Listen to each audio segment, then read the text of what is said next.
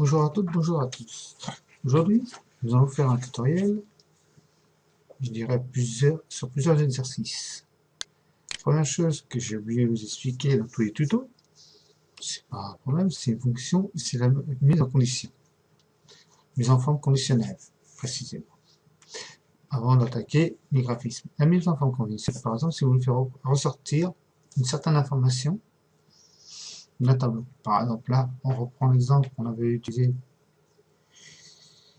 pour faire un triage de par ordre alphabétique et par chronologique. Donc, vous êtes sur une table que j'ai créée de clientèle. Vous voulez faire ressortir toutes les personnes qui habitent à Lille, par exemple. Donc, qu'est-ce que vous allez faire? Vous allez sélectionner, vous pouvez voir, les cellules en question. Donc, à cliquer et glisser. Tout ça, vous avez dans mise en forme conditionnelle. Vous avez quelques règles. Soit vous faites directement ça, vous sélectionnez ceux qui sont déjà préconfigurés, soit vous en créez un vous-même. Donc, là, par exemple, là, vous voyez, ça fait apparaître en mise en forme conditionnelle, remplissage rouge clair sur un texte rouge foncé. Vous voulez savoir les personnes qui habitent à Lille. On a simplement Lille, la condition. Et vous voyez, ça fait apparaître toutes les personnes qui habitent à Lille. Voilà ce que c'est la mise en forme conditionnelle. Donc, je vous l'ai dit, vous pouvez modifier. Vous voyez, mise en forme, gérer les règles. Et vous avez toutes les règles qui ont été créées jusqu'à là, sur cette feuille-là. Ça peut être sur d'autres feuilles, vous pouvez voir. Vous supprimez la règle, si vous voulez la supprimer, ou modifier. Donc, on modifie. On modifie la règle, on veut que ça spécifique contenant ça soit Lille, d'accord, il n'y a pas de problème. Mais on veut que l'aperçu soit pas en rouge sur rouge, on veut changer. Vous cliquez sur format. Et là, vous pouvez voir, vous avez le format des cellules que je vous ai expliqué sur les vidéos précédentes. Différentes couleurs. Donc, on veut que ça soit rose, on veut que ça soit bleu. On fait bleu. Vous pouvez choisir un modif texture en dégradé, bicolore. Là, on peut voir uni, vous pouvez faire simplement bicolore. Vous pouvez choisir la couleur que vous voulez. Verticalement, horizontalement, du coin, du diagonale, du centre. Pas une grande importance. Vous pouvez mettre d'autres motifs précis. Standard personnalisé, vous voyez. La confession RGB. Les bordures, vous avez les mêmes possibilités de choisir les couleurs que vous faites de bordure. Et la police, c'est pareil. Vous avez qu'un style d'écriture qui a été sélectionné par an, mais vous pouvez choisir si ce sera en italique, en gras. Voilà. On prend l'italique, que ce soit barré ou pas barré. Bon, très peu d'éléments, mais c'est quand même pas mal. On sélectionne, regardez ce qui se passe. Là, c'est la version que vous avez, rien n'a été changé. Au moment où on clique sur OK, ça prend. Et fait là, si vous cliquez sur Appliquer, regardez, voilà. Vous pouvez le constater, ça a modifié la totalité de la condition que vous voulez choisir. Vous pouvez modeler votre condition. Donc, on appelle ça la mise en forme conditionnelle. Voilà. Tout simplement. Autre chose que je vous expliquais dans les formules complexes, que vous avez vu, il y a marqué sol, moyenne, nombre, maxi, mini. Vous le voyez ici, en bas de la page, ici à ce niveau-là. Oui, il vous compte le nombre vide. Si on revient sur les exercices qu'on a fait précédemment, c'est pas ça. Hein. Si on prend les exercices qu'on a fait précédemment, si on prend celui-là, admettons, et qu'on sélectionne le nombre, vous voyez le montant total. Donc comme là, on peut voir ici, si on fait là, on sélectionne les trois cellules, on va avoir le montant total. Vous avez la moyenne, on retrouve le même chiffre ici, vous pouvez le voir, et le nombre de cellules qui a été sélectionné. Donc là, 3. Vous pouvez faire apparaître ces mêmes fonctions. Regardez. Bon, la fonction moyenne, vous l'avez vu. Somme aussi, nombre. Oui. On va sélectionner les nombres. Il va dire combien il y a de nombres. Voilà. Voilà une des sommes mathématiques. Vous avez bien compté 3 comme on l'a vu tout à l'heure. Vous pouvez aussi, à place de nombre, mettre maxi. Il va vous ressortir le max, donc le nombre, le chiffre maximum, qui est de 350 000. Vous pouvez voir. Vous avez la fonction min, qui est le sens inverse. Non, il n'a pas voulu faire ce que je lui demandais. Min, la fonction min, voilà. Voilà. On va sélectionner les 3 sélectionnés et il va ressortir le chiffre, le minimum, le plus petit chiffre. Ouais. C'est min. Vous voyez, il fait ressortir le chiffre le plus petit, qui est celui-là. Comme vous pouvez voir, vous avez beaucoup de fonctions, de formules mathématiques, etc. Là, c'est une première approche que je vous dis. Vous avez le nombre aussi. Le nombre aussi, c'est le même principe. Là, bon, on va pas trop s'égarer. Ça, mais vous voyez, il y a beaucoup de fonctions qu'on peut faire. Comme si le nombre tel est supérieur à ça, inférieur à ça, etc., etc. Donc, nous allons maintenant aborder le graphisme, que vous pouvez voir qui fera ça. On va sortir notre tuto modèle. Voilà. Vous représentez, vous recréez donc ce tableau-là. Vous faites le calcul si vous voulez, c'est pas un grand problème. Et ce qui est en bleu, c'est ce qu'on va sélectionner pour justement faire le graphique. Donc, pour faire ce graphisme-là, on a 2 exercices. Sur le système solaire et 50 résultats. C'est des graphiques. Quand on veut faire un graphique, il faut sélectionner les éléments qu'on veut, ou ne pas sélectionner et le faire après. Donc on va dans le menu insertion, on sélectionne quel type de graphique on veut, c'est selon ce qu'on recherche. Là, par exemple, pour ce tuto-là, pour cette représentation-là, ce sera plutôt un graphique de secteur, camembert ici. On peut sélectionner, comme vous pouvez voir, un style de camembert. On va prendre celui-là. Donc vous pouvez voir, pour lui, il n'a aucune information de données. Ok, donc on vous demande de sélectionner les données. On va sélectionner les données. Les données qu'on sélectionne, vous sélectionnez une. Vous appuyez sur la touche contrôle. Et vous sélectionnez la deuxième. Regardez ce qui se passe. Vous voyez, pour lui, il va rentrer un peu modifié. Donc on va modifier les étiquettes. Les étiquettes, c'est les étiquettes de produits. Et voilà. Ça ne demandait pas longtemps. Vous avez juste à sélectionner les cellules en question. La cellule qui est ici qu'on a modifiée, c'est l'étiquette de l'axe horizontal. Donc, chaque morceau, c'est quoi? C'est le produit. C'est la représentation des produits. Voilà, de chaque morceau du camembert.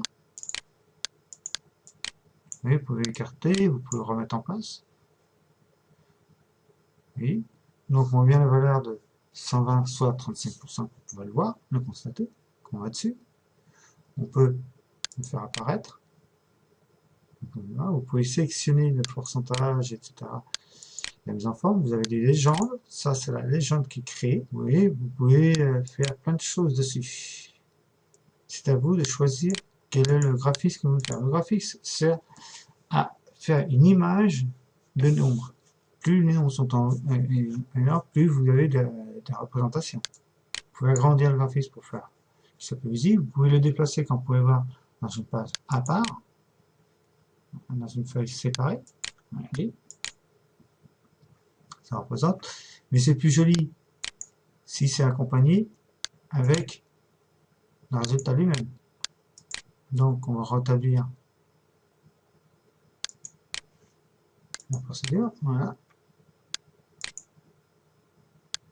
Tac. Non. Ah, on n'est pas vraiment. Voilà. J'ai dit qu'on va aller. Là. Mais non, il a envie. Il n'a pas envie de faire ce que je lui demande. C'est c'est pas grave, on va redéplacer. Dans, vous voyez, vous pouvez replacer là où vous l'avez pris auparavant. Voilà.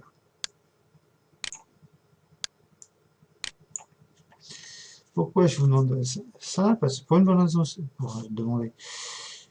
Là, je vous explique qu'est-ce que c'est le graphisme.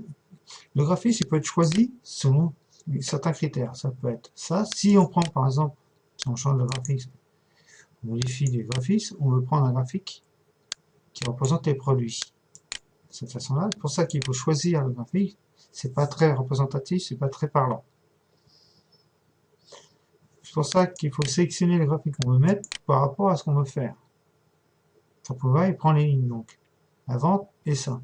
Nous, ce qu'on veut, c'est qu'il représente chaque produit. C'est pour ça qu'on demande que ce soit en mode camembert. Vous voyez, c'est quand même plus joli, plus présentable, plus parlant. Vous pouvez modifier, vous pouvez voir, vous les placer à l'intérieur graphique.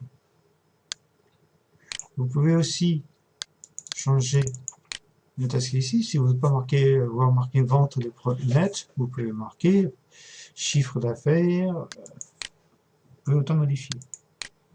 Les données, quand vous allez modifier ici, si vous marquez par exemple 200, ça va répercuter sur le graphique. Regardez. Vous voyez, ça se modifie automatiquement par rapport à ce qui est donné. Vous pouvez pas faire dans le graphique grandir le camembert, ça changera pas là. C'est plutôt le sens inverse. Vous avez plein de possibilités, donc vous voyez les étiquetages centrés, non centrés. Oui. Étiquetage centré, le bord des arrières, vous pouvez mettre l'étiquetage en ajusté. Oui, vous avez les légendes, vous pouvez mettre en haut, à droite, au-dessus, en gauche. Vous pouvez faire des rotations. Vous pouvez faire des rotations verticalement, comme ça. De cette façon-là, vous pouvez l'incurver.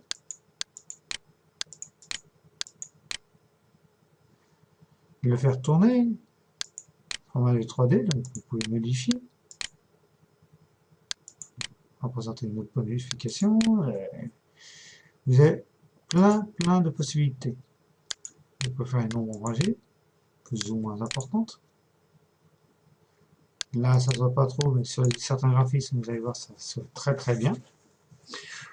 Quand vous pouvez pas, vous pouvez donner un nom à votre graphique pour qu'il soit reconnaissable, etc. Le deuxième graphique qu'on va faire, c'est le même principe, sauf que là, ça sera pas un camembert, ça va être parce que si on prend les données qu'on a là, on peut donner, par exemple, ça les planètes. Il faut savoir la distance en kilomètres. Donc, on va sélectionner ce qu'on a besoin. Vous voyez, vous pouvez soit sélectionner l'ensemble, si on sélectionne l'ensemble et qu'on fait graphique, insertion graphique en camembert. Ouais. Voilà. Ça part, mais ça reprend le diamètre, ça reprend plein de choses. Vous pouvez voir, ça prend beaucoup de choses. Ça peut additionner tout l'ensemble. On peut choisir simplement une certaine donnée. C'est avec là, vous voyez, il a pris les 3 données, il en a fait qu'un seul. C'est pas super joli. Ça représente pas ce qu'on nous demande. Et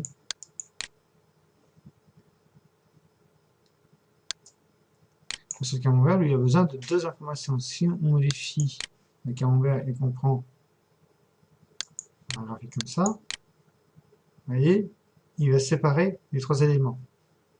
Si on agrandit une graphique, ouais, c'est pas encore suffisamment parlant parce qu'on va se dire, ouais, le diamètre, la masse, etc. Donc c'est pour ça qu'on peut sélectionner ce qu'on a besoin. Vous voyez, vous avez juste à cliquer ici pour sélectionner ce que vous voulez voir. Là, c'est une représentation que vous pouvez voir là, de cette façon-là. Vous voyez, vous pouvez choisir simplement de mettre en mode camembert qui sera plus joli, plus présentable. Vous voyez. Et pour l'autre graphique qu'on avait vu, on peut aussi mettre, oui, ça c'est un camembert. Là, c'est juste les produits, mais là, ça représente les produits pour la vente nette. Il ne prend pas en considération ce qui est ici. Donc, nous, ce qu'on veut, c'est qu'ils prennent les impôts et ça, qu'ils fassent sa part de marché entre les deux. Donc, on va changer le graphique et on va choisir ce graphisme-là. Attends, celui-là. Et voilà. Vous voyez, là, ça représente ce qu'on demande. Vous voyez, vous pouvez modifier autant que vous voulez. On va jouer sur des solutions 3D.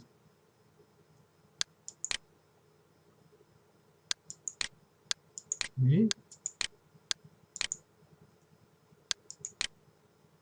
on va modifier.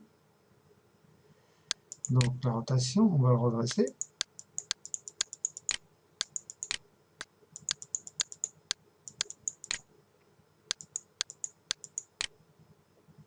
Voilà.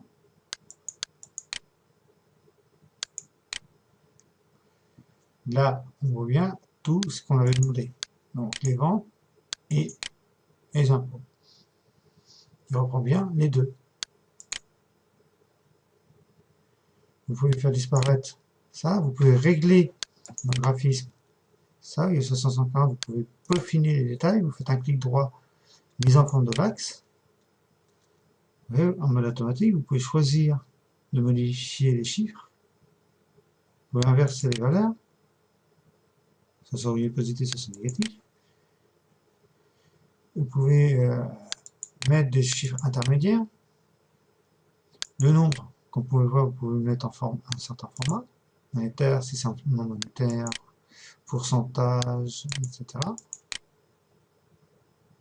Vous voyez, ça modifie automatiquement l'information.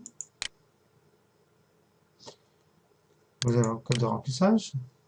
Vous pouvez faire une décoration automatique, soit un remplissage. Regardez ce qu'on peut faire sur un graphisme. Là, on l'a fait sur les nombres, sur le graphique lui-même. On fait la mise en forme de la zone graphique. On fait un remplissage d'image. Regardez ce que ça peut. Vous pouvez mettre en évidence certaines choses. Bien sûr, quand vous faites ça, vous pouvez choisir la texture que vous voulez faire. Vous pouvez choisir d'insérer une image précisément de la texture. Par exemple, on va prendre une image. Regardez. C'est plus joli. Vous pouvez faire des présentations. Bien sûr, les couleurs, vous pouvez changer ces couleurs-là. On va mettre pyramide, vous voyez. Vous pouvez changer les couleurs.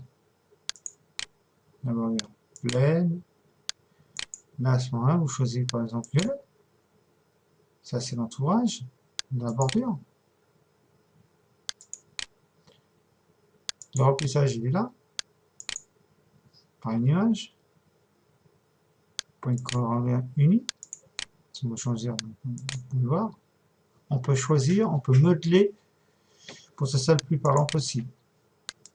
Voilà ce que c'est de faire un graphique.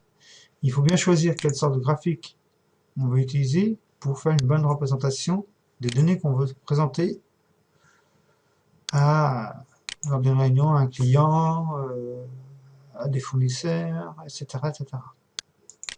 Voilà pour l'histoire, pour ces deux exercices-là sur la création d'un graphique.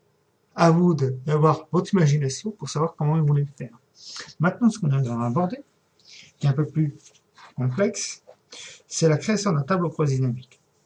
Sa création commence toujours par la création des données qu'on veut utiliser dans les 10 tableaux. Et avec ou sans l'assistant, nous allons créer ce tableau en choisissant les données que l'on veut traiter. Il ne nous reste plus qu'à choisir les champs que l'on veut associer. Donc, nous avons créé, moi je crée à l'avance pour gagner du temps sur la création du tableau. On va voir ici. Un tableau qui reprend le tableau des ventes de chaque produit. On veut ressortir certaines informations sur ce tableau. Donc, vous allez aborder donc, le tableau croisé qui vont vous permettre de ressortir donc, les données et pouvoir analyser et voire même à créer des graphiques simples, voire dynamiques. Vous faites des graphiques dynamiques. Alors, comment ça fonctionne? Pour le premier exercice, vous avez juste à recopier donc le tableau. Et bien sûr, en recopiant ce tableau, vous allez à sélectionner donc tout le tableau. Cliquez ici. Vous avez dans le menu insertion. Vous avez marqué tableau croisé dynamique. Vous cliquez dessus. Vous allez voir, vous avez un assistant. Donc vous voyez, il vous reprend la sélection que vous avez gardée. Vous pouvez le mettre soit sur une nouvelle feuille, soit sur la feuille existante. Et le dire à quel emplacement vous ça soit mis. On va le mettre ici. Vous voyez, on sélectionne. Vous n'avez pas besoin de cliquer ici pour sélectionner. Regardez, ça peut se faire automatiquement. Regardez, j'efface, je sélectionne. Vous voyez, c'est pas un peu. Vous pouvez donc des tours extérieures. Si vous, par exemple, vous avez ces informations dans un autre fichier, donc allez chercher ce fichier.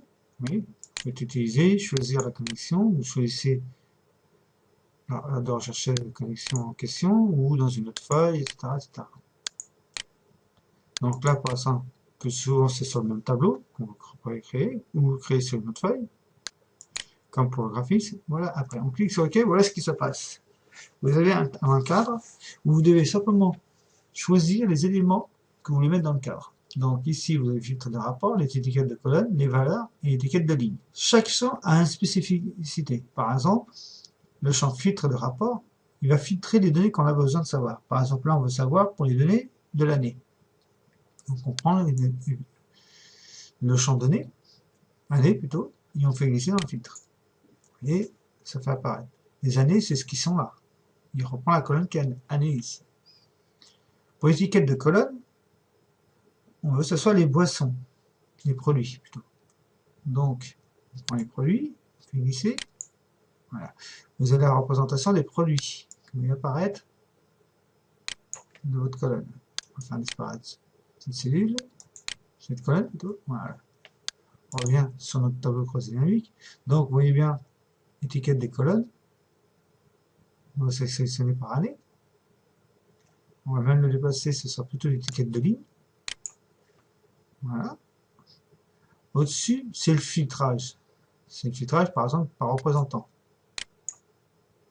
Tel représentant, qu'est-ce qu'il a fait pour chaque année. Et, bon, bien sûr, il n'y a pas de chiffre, il faut savoir qu'il puisse calculer ça. Donc à ce moment-là, c'est la valeur des ventes. On va choisir, ou des unités, comme vous voulez. Là, on va prendre pour les ventes, et on met dans la valeur.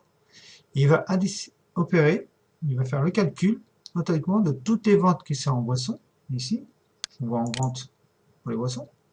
Si on sélectionne les boissons, regardez bien, quel que soit le représentant, boisson là, encore une autre là, là, là, là et là.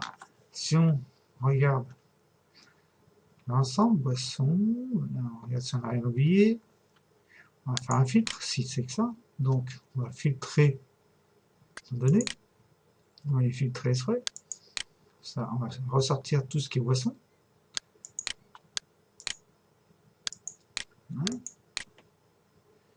Si on calcule les ventes, c'était les unités, voilà, dans les ventes, voilà. Les ventes de boissons, on voit que c'est le montant de 23 488.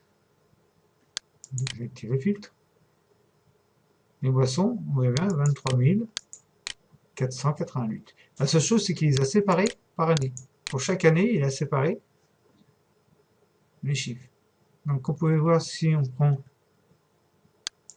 la représentation qui est ici. On va le déplacer, tableau croisé avec le plus bas pour mieux voir. Vous voyez, vous pouvez le déplacer, les données ne changent pas. On remet notre surfiltre pour les produits de boisson. Donc, on avait dit la boisson, le filtrage, les années, donc l'année 91, on sélectionne 92, voilà. Donc là, ça représente toutes les boissons des années 92. Si on sélectionne tout l'ensemble, on voit le chiffre 17 086. Et qu'est-ce que vous voyez marqué 17 086? Ça vous permet de gagner beaucoup de temps de ce côté-là. Ça vous permet en même temps, si on remonte le tableau croisé dynamique et qu'on veut créer insérer un graphique. Donc, on va prendre un graphique colonne. On va prendre celui-là.